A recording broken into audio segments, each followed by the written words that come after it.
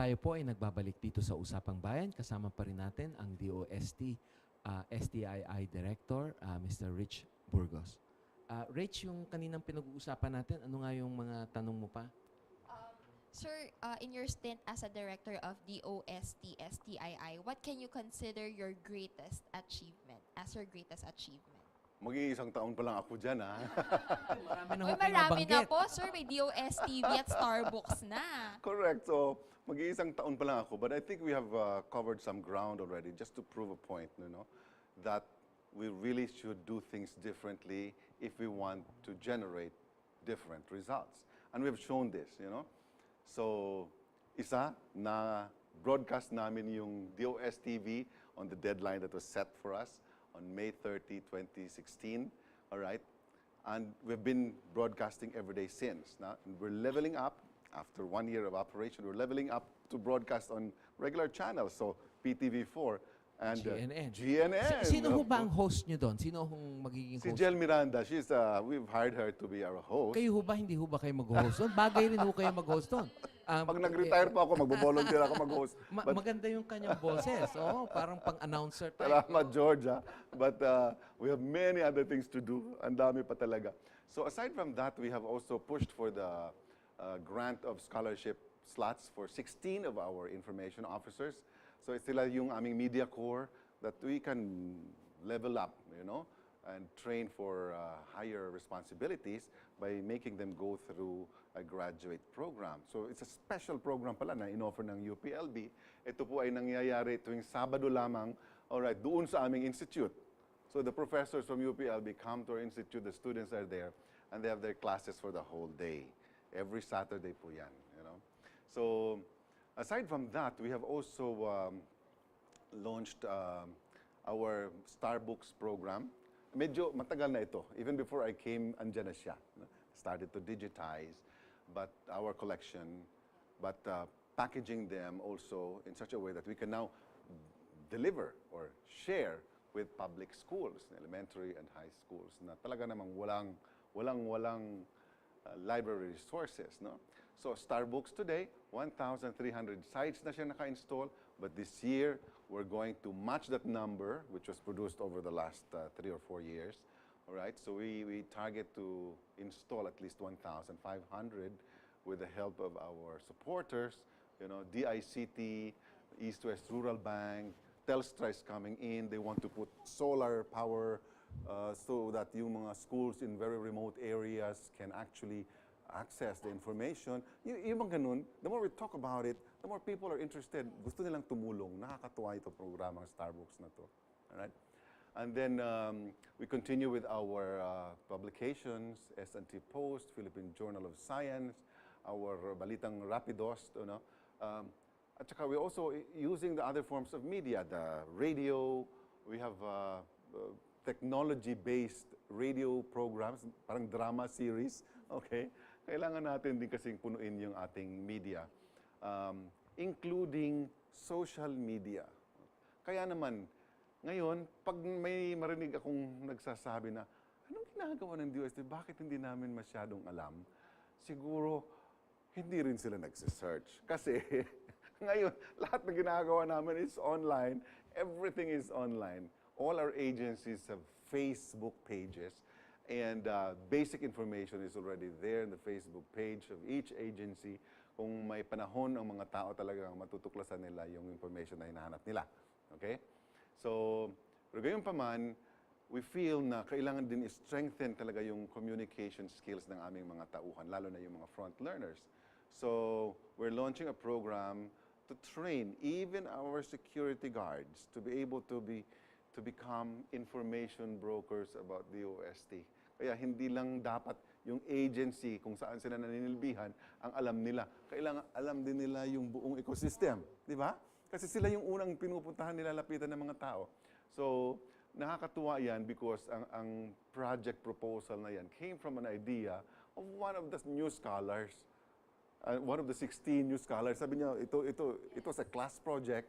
Sabi ko, great idea. Let's push and make it a department-wide project. So, as soon as we get our project proposal approved, then we can proceed. I have a more pragmatic question. No? Kagaya nung sinabi nyo, na maraming mga kababayan nating Pilipino hindi nalalaman ang ginagawa ng DOST.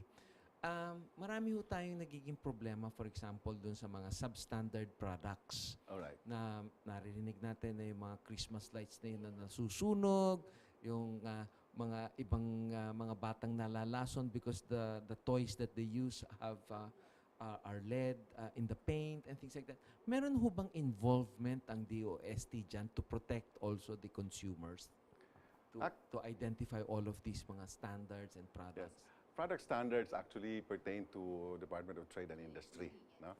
But ang DOST, pumapapel kami, may papel kami doon sa, let's say, metrology. Metrology is all about calibration, you know, meter, metrology. So, yung weighing scales, kailangan yan tama ang kanilang reading, di ba?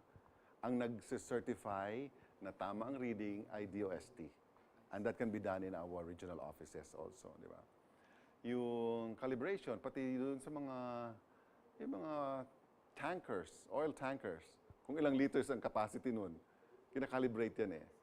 The calibration is done, the Does that certification include is the done. mga ingredients and kung ano yung ingredients ng isang produkto? Kasama ba rin yun doon? Hindi po, hindi po. That is really now DTI's function.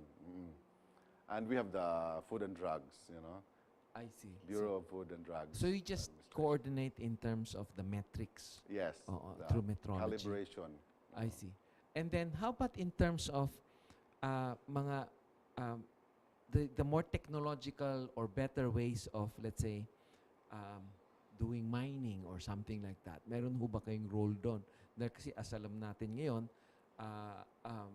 the current position is that parang masyadong destructive ang mining, no?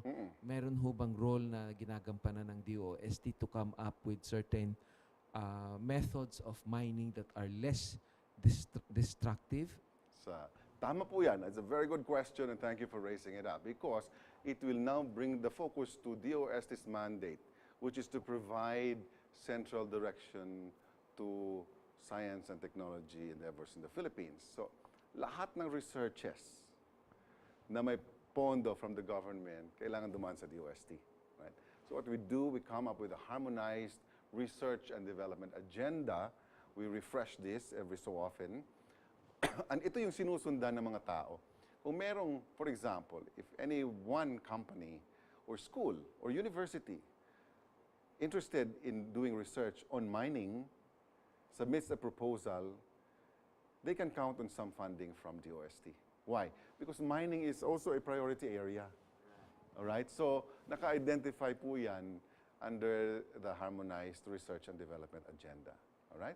And there are many other areas like agriculture, so health, you know, industry, energy. Yes, food production. Pretty much, yes. What do you think, sir, is the country's much needed technology today? Or Ooh. innovation? All right. Oh, technology and innovation, ang lawak-lawak ng field na yan. Ano, ha? In fact, you have some gems coming out of our system, the researchers that we support, you know? Like yung RX box. It's a very simple device, low cost, made in the Philippines, that you can bring to a local health unit and they can actually keep patients' records and refer these patients to bigger hospitals, okay, through the internet, you know? It's a small box, right? So, ganong klaseng research. And sometimes people don't talk about these things. Pero for the people, for the patients whose lives are saved because of these devices, it means the whole world to them, di ba? So, marami pang mga ganitong uri ng research results na pwede natin pag-usapan. Well, you were talking about the priority programs of the DOST. Pero itong ang forward-looking naman ho tayo, ano pa ho ba ang gusto nyong makitang direksyon na patutunguhan ng ating DOST tungkol sa science and technology? All right. So, the thrust of science and technology in the Philippines is not really highfalutin. Ano? Gusto natin ang science and technology should address our problems now, where we are. No? So, if there's a need to do research, we can fund that research if it is to solve a specific problem, you know? And so yun ang ating thrust ngayon. Kaya science for the people talaga eh. Kailangan yung whatever we do in DOST must redound to the benefit of our people. Otherwise, it's wasted government money. We are down to our last few minutes, sir. We will give the floor to you. If you want to talk to our audience about DOST, you may do so now. Maraming salamat sa pagkakataon na ito, Rach and George. And thank you really for giving us this opportunity to express and communicate what science for the people is all about.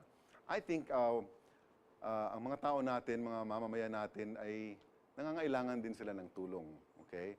Kaya we're trying to reach out to them. But they can also do their part in promoting a culture of science and technology in the country. Number one, by informing themselves. Alright?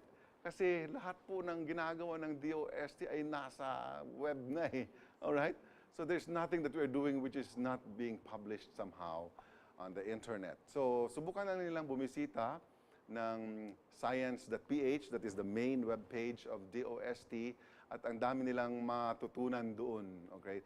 At lahat ng agencies under the department, there are about 18 agencies under the department, meron din silang sariling web page at Facebook page. No? So pwede po nilang puntahan yan. Second is, make use of the programs of the Department of Science and Technology. Ang laki-laki ng budget ng DOST for scholarships in science and technology. But people don't know or don't try to dig deeper. Alam niyo ba, if you're a teacher of science subjects and you are enrolled in a science course for graduate level course, you can actually bring that admission to DOST and see if you can get a grant. You see? Kailangan mo ng admission in a school, in a higher institute of learning, which is recognized by DOST as capable of graduating quality science and technology professionals. No? So, ganon. Pati high school, meron tayong Philippine Science High School. Scholar ng bayan yun. Meron pa silang stipends. You know? But not all parents are aware na meron pala kung gifted yung bata nila, anak nila, ipadala nila doon. One quick question. Sa mga ating mga Filipino inventors, meron ho ba kayong suportang na ibibigay kung kinakailangan nila? Yes. In fact, meron tayong isang institute that's focused on that, to help inventors. At ito po yun ang ating Technology Application and Promotion Institute. Ang office nila, katabi po namin. Kaya malapit lang kami sa kanila. How do they get in touch with that? Is there a website or web page for them? Yes, there's a web page, tapi.dost.gov.ph, no? tapi.dost.gov.ph, and you can find out more about what DOST is doing to help particularly our inventors, no? Well, with that, we need to end our program. At yan po ang isang makabuluhang diskusyon kasama si DOST Director, STII Director, Mr. Richard Burgos. Thank you very much, sir, for gracing our program. Maaari niyo po kaming i-follow at i-like sa aming Facebook page, Usapang Bayan. Ako po si Rach Marquez. At ako po si George Chua. Samahan niyo po kami sa ating mga susunod nating kabanata dito sa Usapang Bayan.